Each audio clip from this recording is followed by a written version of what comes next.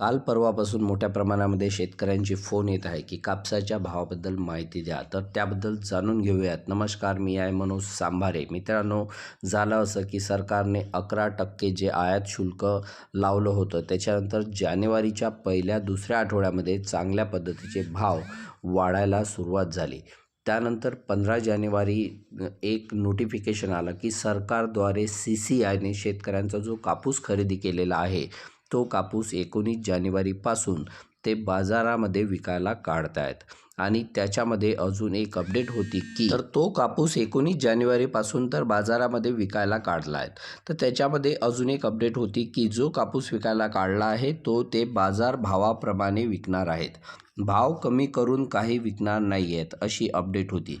आणि मग त्यानंतर कापूस भाव जो कमाल आपल्याला 8,400 रुपयेपर्यंत होता, तो सरासरी भाव हा 8,100 होता आणि किमान भाव हा 7,500 ते 7,800 अशा पद्धतीचा होता.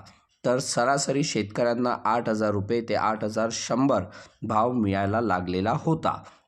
आणि त्याच्यामध्ये सरकारने जे आयात शुल्क 11% केलं, याचाही मोठा रोल होता. आणि शेतकऱ्यांच्या दृष्टीने कृषीप्रधान देश आहे याचा विचार करता हे आयात शुल्क ऑक्टोबरपासूनच करायला पाहिजे होतं.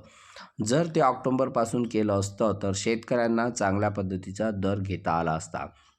मात्र सरकारने ते स्वतःच्या CCIच्या शेतकऱ्यांकडून कापूस खरेदी केलेला बाजारामध्ये चांगल्या दरम्यान विकण्यासाठी ते आयात शुल्क लावलं.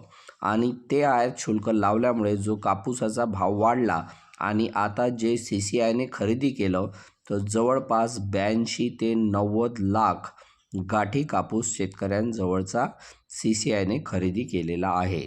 आणि हा कापूस आता 19 जानेवारीपासून त्यांची बाजारामध्ये विकायला काढलेला आहे.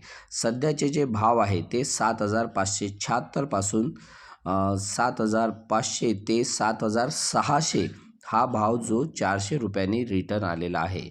याचं एकमेव कारण म्हणजे हे आहे की सरकार शेतकऱ्याकडून खरेदी केलेला CCIचा कापूस हा बाजारामध्ये विक्रीला काढलेला आहे आणि त्याच्यामुळे कापसाचे भाव पडलेले आहेत. सरकार जर का एखादा महिना विक्रीसाठी थांबत असतं तर सरासरी 8,000 सर्व शेतकऱ्यांना भाव मिळून शेतकरी कापूस विकून मोकळे होत होते. आता काल परवापासून बिचाऱ्या शेतकऱ्यांचा फोन येतात, प्रचंड गोंधळलेले आहेत, मानसिकता खराब झालेली आहे की इतका प्रचंड आपण त्याला खर्च लावलेला आहे, सर्व गोष्टी केलेल्या आहे, भाव वाढायचे चिन्ह दिसता नाही येत आहे.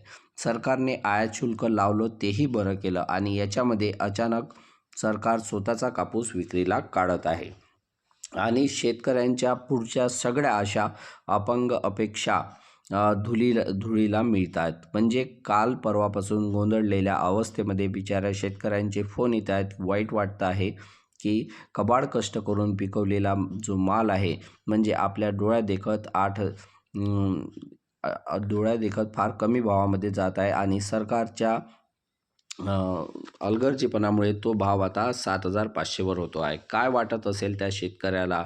अरे, 31 खासदार निवडून दिले, आम्ही महाविकास आघाडीचे 18 ते 19 खासदार महायुतीने निवडून दिले, एकही माईचा लाल पुढे आलेला नाही आणि त्या कृषी मंत्र्यांना, वाणिज्य मंत्र्यांना बोलला नाही. केंद्र सरकारने बोलता आलं पाहिजे की अरे, एखादा महिना तुमचा CCIचा कापूस विकायचा राहू द्या आणि माझ्या शेतकऱ्याला भाव मिळू द्या. म्हणजे खासदारांनी निवडून आणण्यासाठी त्यांच्या आधीच्या प्रचारामध्ये तुम्ही शेतकरी लाखोच्या संख्येने गर्दी करतायत, मात्र तुमच्यासाठी एकही खासदार तुमच्या दारामध्ये तुमच्या रस्त्यावर यायला तयार नाही.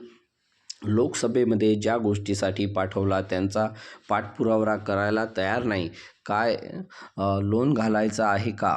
मग काय करायचं? यांचं जागरूक व्हा शेतकऱ्यांनो आणि यांच्या जरा गाड्या थांबवा. काय करताय तुम्ही? सांगा आम्हाला, कसा विकायचा कापूस, हे जरा बोललं पाहिजे. त्यानंतर ते कॉटन असोसिएशन ऑफ इंडिया पण सगळं व्यापारधार नाही, ते सातत्याने भाव वाढूनच देत नाही. म्हणजे उत्पादनाचे आकडे वाढवत आहे, थोडा आंतरराष्ट्रीय मार्केट आपल्या भारतीय मार्केटपेक्षा कमी आहे.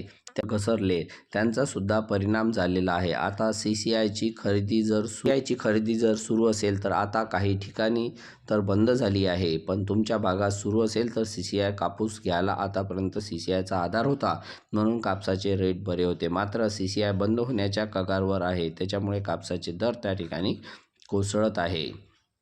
आता शेतकऱ्यांना अशा परिस्थितीमध्ये काय करावं, तर आजच्या स्थितीमध्ये भाव वाढण्याचे काही संकेत या ठिकाणी दिसत नाही आहे, तुम्हाला सांगू शकतो. मात्र विक्रीचा निर्णय स्वतःचा आहे. माझा व्हिडिओ असेल, अजून दुसरे कोणाचे व्हिडिओ असेल, काही असतील, आपण सर्वांनी विचार करून स्वतः तो विक्रीचा निर्णय घ्यावा. अजूनही तुम्हाला सांगू शकतो की विक्री करा. उद्या भाव वाढायचे, कारण की याच्यामध्ये काही पण घडामोडी घडत असतात, त्याच्यामुळे विक्रीचा निर्णय स्वतः घ्यायचा आहे. तुम्हाला फक्त या पद्धतीमध्ये हुशार करणं हेच माझं काम आहे आणि ते मी करतो. आजचा जो व्हिडिओ आहे त्याची तारीख तुम्हाला डाव्या साईडवरती दिसते.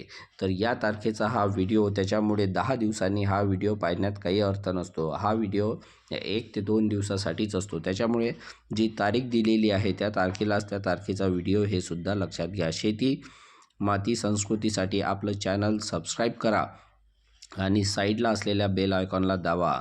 तर इथे मी थांबतो, आपली रजा घेतो. आपला माणूस सांबारे.